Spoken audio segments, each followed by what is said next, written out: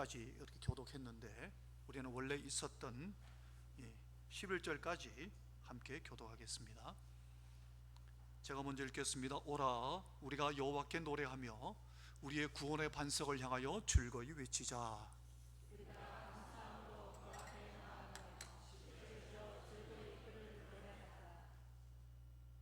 여호와는 크신 하나님이시여 모든 신들보다 크신 왕이시기 때문이라.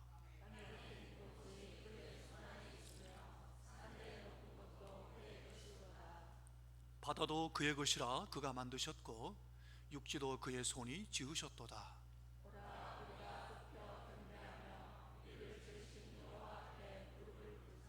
그는 우리의 하나님이시여 우리는 그가 기르시는 백성이며 그의 손이 돌보시는 양이기 때문이라.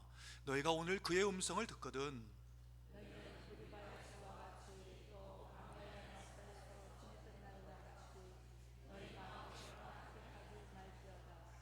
그때 너희 조상들이 내가 행한 일을 보고서도 나를 시험하고 조사하였도다.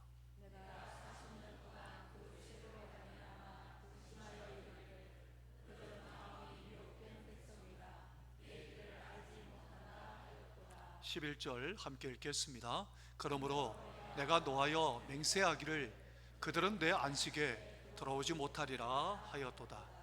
아멘. 우리가 삶을 살다가 보면 이렇게 잔치자리에 초대받을 때가 있습니다. 토요일날 잔치자리에 우리가 초대받은 것처럼 우리가 삶의 현장에 여러 곳에 초대를 받을 때가 있습니다. 그런데 오늘 이 시편 95편은 그 어떤 초대와 비교할 수 없는 영광스러우신 우리의 아버지 하나님께 예배하는 그 예배의 자리로 우리를 초대하시는 그 초대의 시입니다. 이 95편을 기록한 시인이 누군지 모르겠습니다만은 오고 오는 주의 백성들을 예배의 자리로 초대하는 겁니다. 오라, 오늘 낮예배 때는 들으라 하나님 말씀을 들었다면 이 시인은 오라, 우리가 하나님 앞에 굽혀 경배하자, 하나님 앞에 예배하자, 하나님 앞에 예배하는 그 예배의 감격과 기쁨과 그 즐거움을 여기에 아주 잘 담았습니다. 6절을 보면 이렇게 표현하고 있습니다. 오라 우리가 굽혀 경배하며 우리를 지으신 여호와 앞에 무릎을 꿇자. 하나님 앞에 예배의 자리를 초대하는 겁니다. 예배로 부르시는 겁니다. 하나님은 왜 우리를 예배로 부르실까요? 그리고 믿음의 선배들은 왜 우리를 예배의 자리로 이렇게 초대할까요? 그 이유는 하나입니다. 하나님은 우리에게 복 주시기 위해서, 하나님은 우리에게 은혜와 능력과 긍휼과 자비와 하나님의 모든 준비하신 빛들의 아버지에 있는 모든 것을 우리에게 다 부어주시려고 오라 예배의 자리로 초대하시는 겁니다. 그런데 그 예배의 자리에 초대하시는 그 초대에 감격하며 기뻐하며 감사함으로 올라와야 할 텐데 그렇지 못한 우리의 모습들을 볼 때가 있습니다. 존 스토튼 목사님은 이 예배에 대해서 이렇게 표현했습니다. 하나님이 우리 사람에게 사람으로서 하나님의 은혜로 경험할 수 있는 가장 고귀하고 그리고 고상한 활동이 아니겠나. 예배는 하나님을 경험할 수 있는 그 놀라운 은혜와 기회를 우리에게 하나님이 허용하신 겁니다. 1절을 보면 시인이 이렇게 고백하죠. 오라 우리가 여호와께 노래하며 우리의 구원의 반석을 향하여 즐거이 외치자라고 합니다. 우리의 구원의 반석을 향하여 즐거이 외치자. 여러분 예배 자리에 올라오셔서 우리의 구원의 반석 되신 하나님을 즐거이 외치십니까? 즐거이 찬송하십니까? 즐거이 기도하십니까? 성도 여러분, 예배는 과연 그러면 우리에게 어떤 복을 주실까요? 오늘 이 시인은 그것을 충분히 경험했던 것 같습니다. 그가 경험한 것을 오늘 이 시편에 녹여서 표현합니다. 하나님이 초청하시는 그 초대의 기쁜 마음으로 응하여서 예배하게 되면 우리에게 부어주시는 놀라운 복이 있는데, 그 복 가운데 두 가지를 오늘 본문의 시에 얘기하고 있습니다. 첫 번째는 뭐냐 하면 주체할 수 없는 기쁨과 즐거움입니다. 여러분, 예배 가운데 하나님을 만나게 되면 우리는 그 기쁨과 감격을 주체할 수 없는 것을 경험할 수 있습니다. 1절을 다시 한번 보실까요? 한 번 더 읽어볼까요? 오라, 시작. 오라, 우리가 여호와께 노래하며 우리의 구원의 반석을 향하여 즐거이 외치자. 그래, 즐거이란 단어가 쓰였습니다. 2절에도 보면 즐거이란 단어가 또 나옵니다. 2절에도 우리가 감사함으로 그 앞에 나아가며 시를 지어 즐거이 그를 노래하자. 2절에 또 즐거이란 단어가 또 나옵니다. 이 즐겁다는 이 단어를 시인이 표현했는데, 이 단어는 어떤 표현일까요? 터져 나오는 기쁨을 의미합니다. 하나님 앞에 예배하게 되면 왜 내 심령 저 깊은 곳에서부터 터져 나오는 기쁨이 넘치게 됩니다.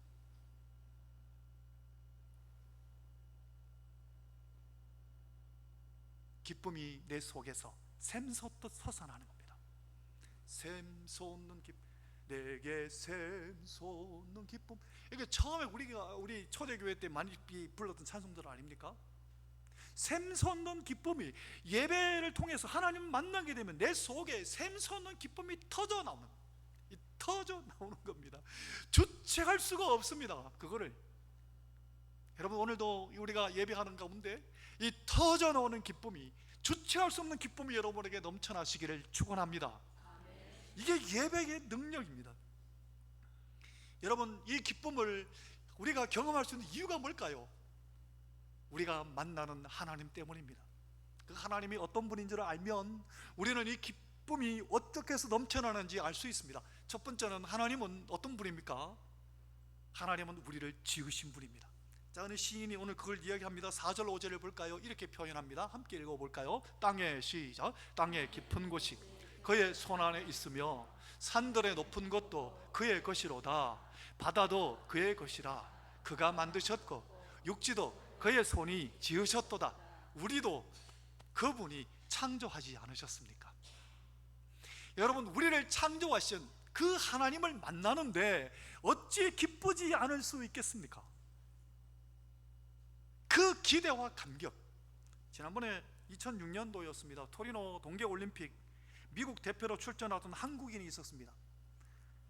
이 친구 이름이 도비 도슨인데 동메달을 획득했습니다. 스키 분야에서.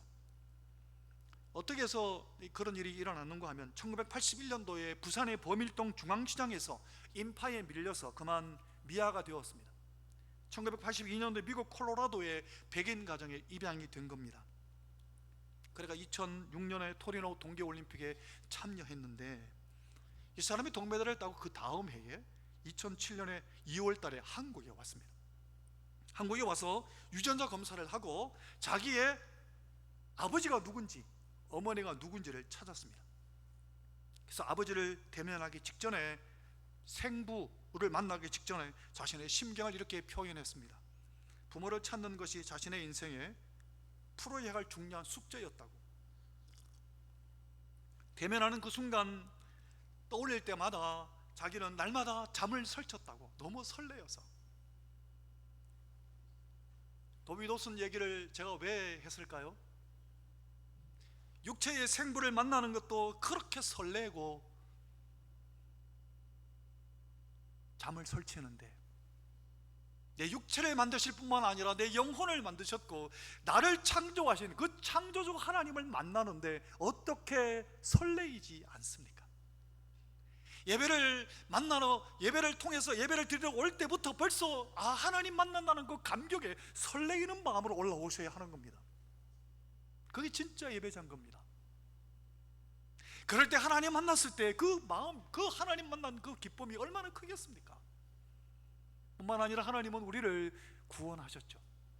창조하셨는데 우리가 원수가 되어서 하나님을 저버리고 헛길로 헛된 대로 갔지만 예수님 보내셔서 우리를 구원하시도록 우리를 불러주시지 않았습니까? 저 세상에서 우리를 딱 불러가 예배 드리도록 여기에 앉혀놓지 않으셨습니까? 우리를 구원하지 않으셨습니까? 구원에 대해서 이렇게 시인이 표현하지. 오늘 본문의 1절을 다시 한번 보시겠습니까? 구원의 반석이라고 표현합니다. 구원의 반석이시니까 우리가 즐거이 외치지 않겠느냐라고 시를 찬송하는 겁니다.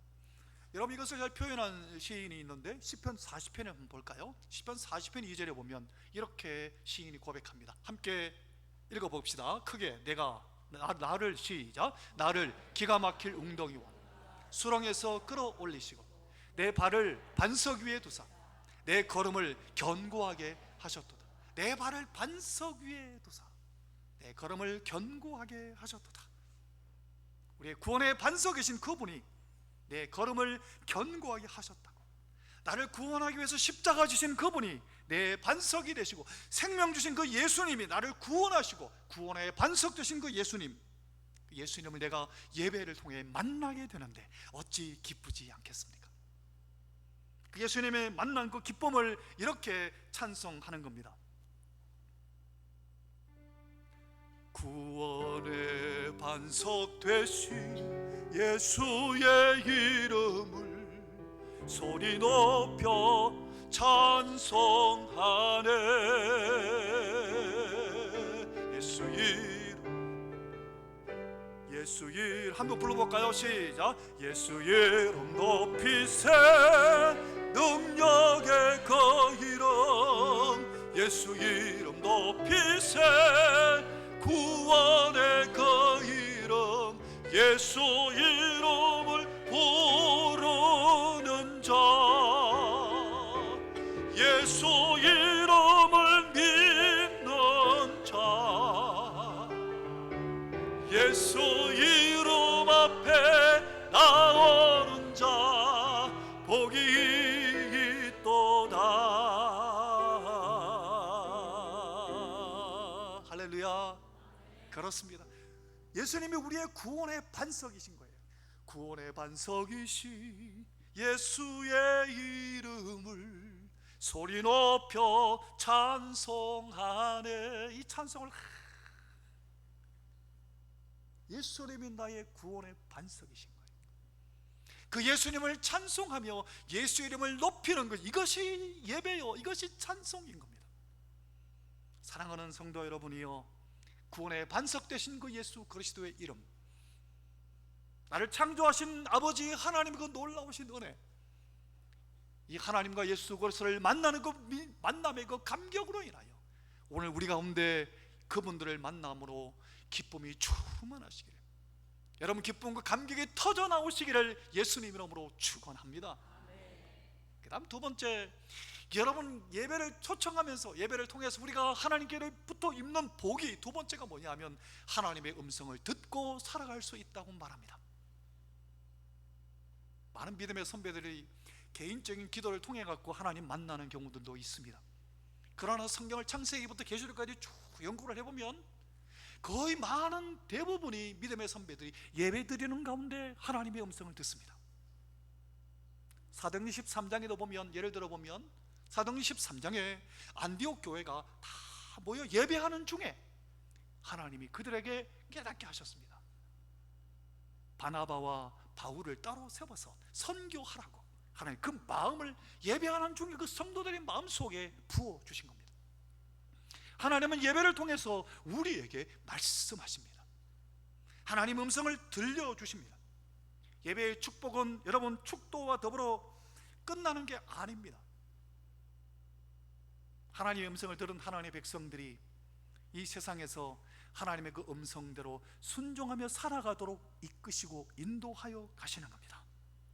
그 역할을 누가 하실까요? 구원의 반석이신 예수님께서 하시는 겁니다. 성령을 통해서. 여러분 요한계시록에 보면 사도 요한이 그렇게 고백합니다. 한번 볼까요? 요한계시록 7장에 17절을 보면 이렇게 기록합니다. 이런 보좌 가운데 계신 어린 양이 그들의 목자가 되사 생명수 샘으로 인도하시고 하나님께서 그들의 눈에서 모두 눈물을 씻어주실 것입니다. 우리의 구원의 반석이신 예수님이 우리의 목자가 되셔서, 예수님이 요한복음 10장에 그렇게 말씀하셨잖아요. 내 양은 내 음성을 듣는다. 예배 드릴 때만 아니라 살아가는 삶의 현장에 예수님이 내 목자가 되셔서 나를 이끌어 가시는 겁니다. 생명수 샘으로. 사랑하는 성도 여러분, 예배는 하나님의 음성을 듣고 살아갈 수 있는 그 복을 우리에게 부어 주시는 겁니다. 삶의 광야에서도 내 곁에 계시고 나와 함께 동행하시고 나의 목자가 되시는 겁니다. 자, 그런데 여기서 문제가 하나 있습니다. 목사님, 예배도 드려봤고 개인적으로도 기도해 봤는데 도대체 하나님의 음성이 안 들리던데요. 사기치고 계시네. 사기까지는 아니겠지만 혹 이런 마음이 드는 분이 있으실 겁니다. 내가 예수를 벌써 몇 수십 년을 믿었는데 도대체 내 마음속에 하나님의 말씀하지 않으신데, 도대체 하나님이 응답하지 않으신다고, 하나님 음성을 들을 수가 없다고 그런 마음이 드는 분들이 오늘 지금 오후 예배 드리는 성도들 가운데도 있을 겁니다. 왜 그럴까요? 이유는 두 가지입니다. 첫 번째는 주파수를 하나님께 맞추지 않아서 그렇습니다. 주파수 맞추는 거 여러분 아시죠? 라디오나 보면 주파수를 맞추면 그 방송이 나오는 것처럼 똑같이 예배 자리에 앉아 있는데 주파수를 맞추는 것은 어떻게 맞출까요? 하나님께 집중하는 겁니다. 서목사를 집중하는 게 아니라 하나님께 집중하는 겁니다. 찬송할 때도 기도할 때도 지금 특히 하나님 말씀을 들을 때 하나님께 집중해 보십시오. 말씀이 들리나 안 들리나. 저는 수없이 많은 경우에 하나님의 음성을 설교를 듣다가 많이 듣습니다. 설교를 준비하다가 듣고, 제가 설교할 때도 들을 수도 있고 다른 분이 설교할 때도 들을 때가 있고, 하나님이 말씀하십니다. 성도들 가운데도 예배 드리는 가운데 설교를 통해서 하나님 음성을 들을 때가 있다고 간증하는 성도들이 꽤 있습니다. 여러분, 예배 드릴 때 하나님께 집중해 보십시오. 되나 안 되나? 여러분, 하나님께 집중하는데 졸음이 옵니까? 안 오죠. 위하다가 정말 피곤해가 졸 수 있어요, 한 번씩. 그런데 늘 상시적으로 습관적으로 조는 거, 이거 여러분 그 영적으로 문제 있는 겁니다.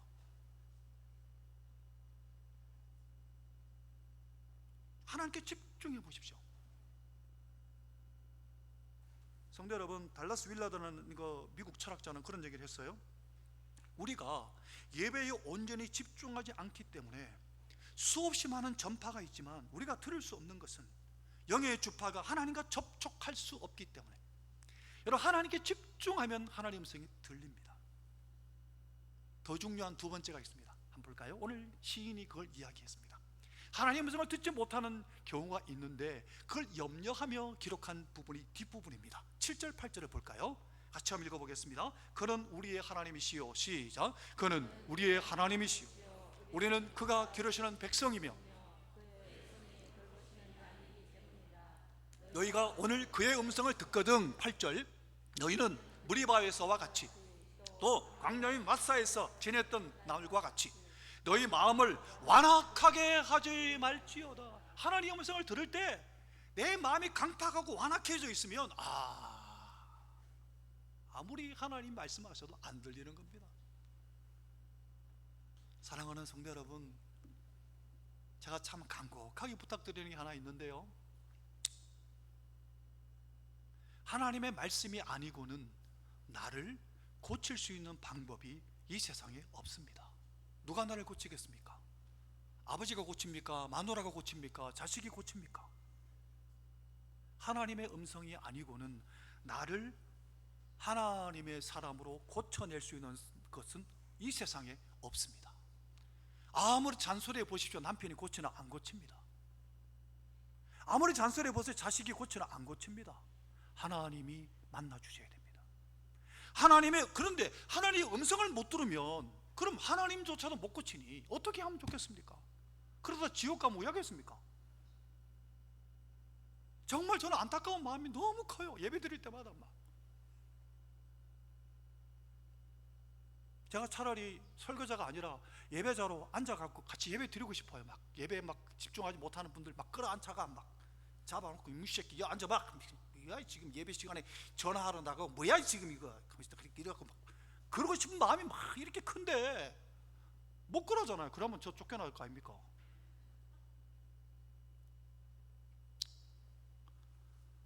정말 가슴 아플 때가 너무 많아요. 예배 저 인도하다가 보면 똑바로 예배 집중하지 못하는 분을 보면 너무 마음이 아파요. 막 탄식합니다. 제가 개인적으로 기도할 때 얼마나 탄식하는지 몰라요. 성도 여러분, 내가 설교를 들을 때요, 하나님 말씀하십시오, 내가 순종하겠습니다, 이런 마음으로 설교를 들어야 되는데, 그게 아니고 마음을 꽉 끌어 닫아놓고 네 한번 해봐라 이렇게 하고 있으면 어떻게 말씀이 들어갑니까? 지금 그 얘기잖아요. 7절 8절이 마음을 완악하게 끌어 닫고 있지 말라, 제발. 시인이 그렇게 얘기하는 거예요. 하나님 말씀을 순종할 마음을 품고 말씀을 들으라는 겁니다. 안 그러면 하나님 음성 못 듣습니다. 일로 와가 일로 나갑니다. 백날 들어도 소용없습니다. 100번 예배 드려도 소용없습니다. 한 번을 드려도 하나님 앞에 하나님 말씀대로 내가 순종하게 마음을 품고 내 마음을 부드럽게, 내 마음을 갈아엎어가 그래 말씀을 들어야 됩니다. 요즘 떠는 누굽니까? 그 말 잘하는 이름 제가 잊어버렸는데, 김상욱인가 뭐 요즘 강연 잘하는 남자분 한 명 있던데, 막 생긴 것도 재밌게 생겼던데, 임창옥. 예, 임창옥 씨 막 얘기하는데, 임창옥 맞죠? 김창옥입니까? 예, 김창옥.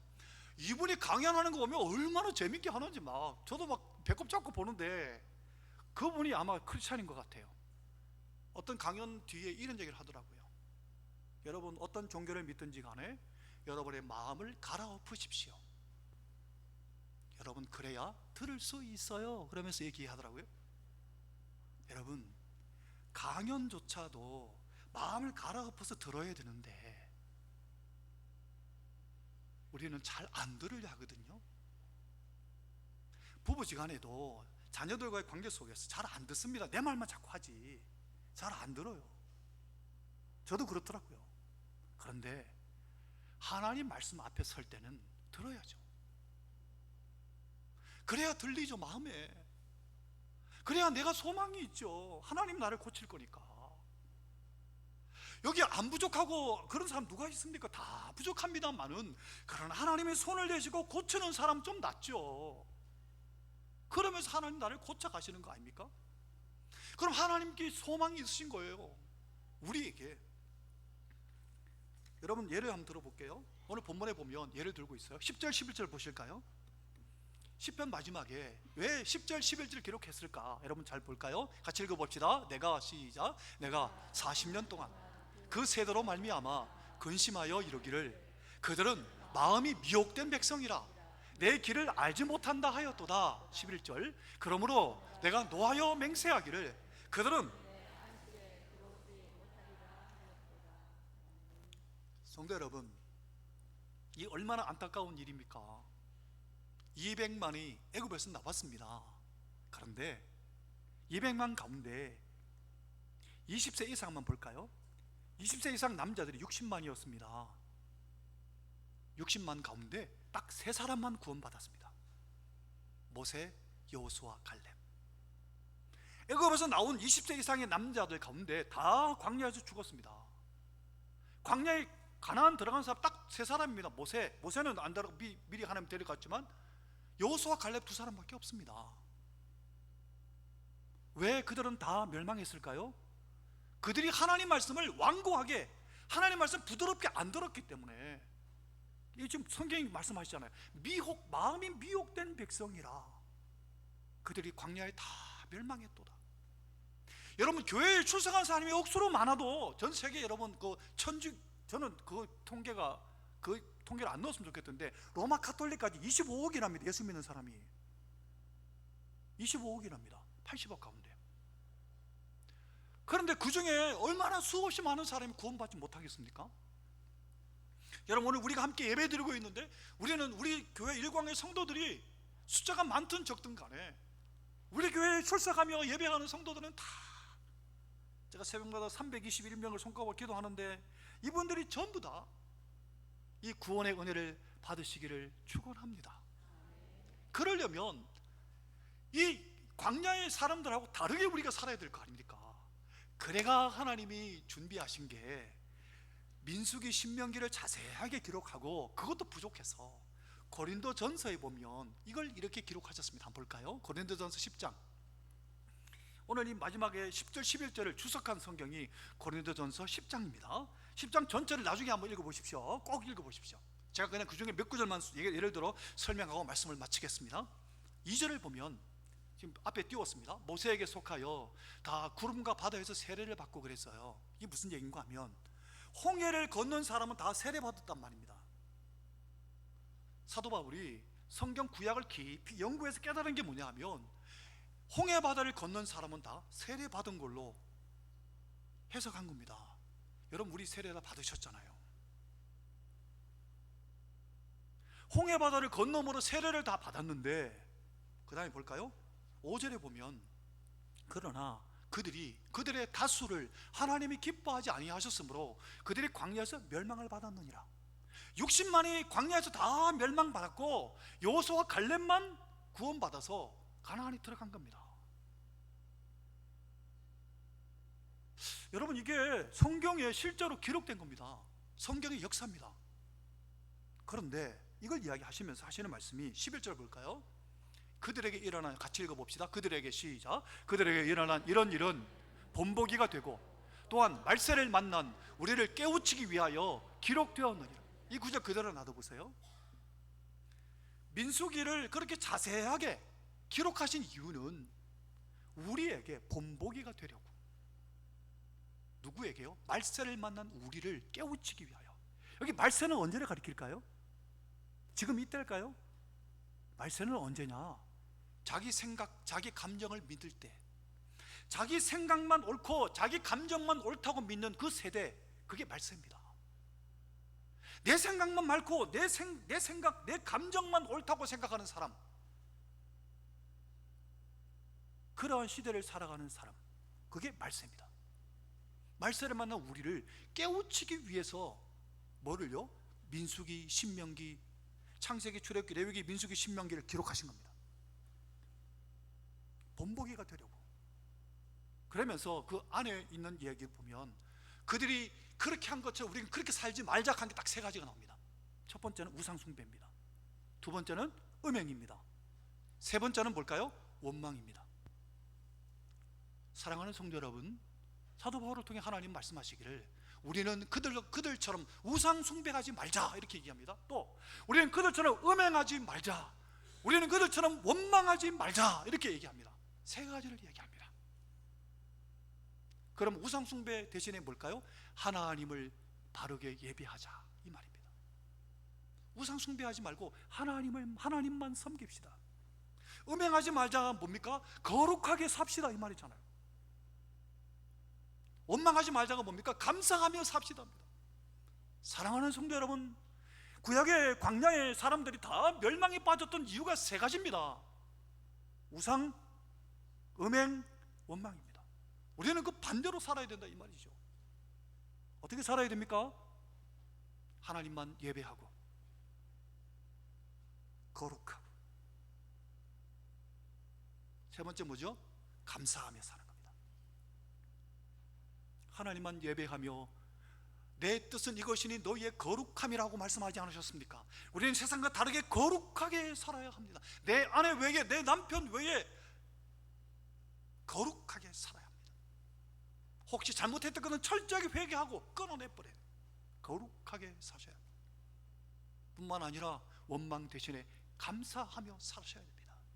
여기서 원망이라는 표현은 그냥 개인적으로 아이고 날씨 억수로 안 좋네, 뭐 어떻게 됐던데, 그런 원망이 아니라 조직적으로 모세를 반역하고 조직적으로 하나님을 배반했던 사람들 일어났습니다. 250명, 300명 이렇게 일어나갖고 반역했던 그들, 그 원망을 가리킵니다. 우리는 감사함으로 하나님 나라를 세워가야 합니다. 그런데 놀라운 말씀이 하나 있고 그걸 보여드리고 마치겠습니다.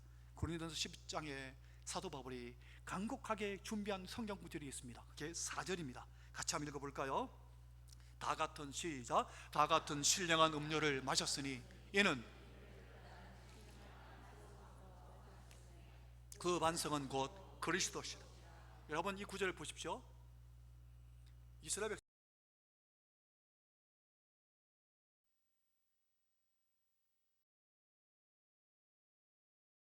모세가 기도하니까 반석을 치니까 물이 터진 거예요. 근데 이걸 어떻게 모세가 치니까 바위를 치니까 그 바위에서 반석이 물이 터졌을까요? 물론 하나님 기적을 일으켰으니까 그렇겠지만 이유를 설명하는 거예요. 이스라엘 백성들이 광야를 가는데요, 뭐가 따라갔다고요? 그들을 따르는 신령한 반석이 있었다는 겁니다. 반석이 그들을 따라갔던 겁니다. 생수가 그들을 따라갔던 겁니다. 그들이 광야를 가는데 그들을 이 생수된 신령한 반석이 따라간 겁니다. 그러니까 모세가 가다가 여기서 쳐도 여기서 물 나오고 저쪽 쳐가지고 이쪽에서 쳐도 여기서 물 나오는 거예요. 그러니까 신령한 반석이 이스라엘에서 따라간 거예요. 그 반석이 누구냐? 생수의 근원 되신 바로 예수 그리스도라는 거예요. 예수님이 그들을 따라갔다는 거예요. 놀랍지 않습니까? 바울이 이걸 이렇게 해석한 거예요. 사랑하는 성도 여러분, 우리가 하나님을 예배하고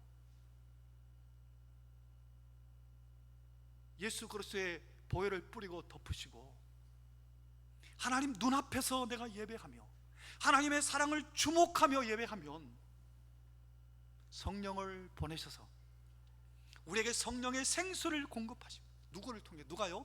예수 그리스도께서 생수이신 예수님께서, 반석이신 예수님께서, 구원의 반석이신 예수님이 우리에게 생수를 공급하시고 여호와의 불을 공급하시고 그 힘으로 세상을 살아가게 인도하시는 겁니다.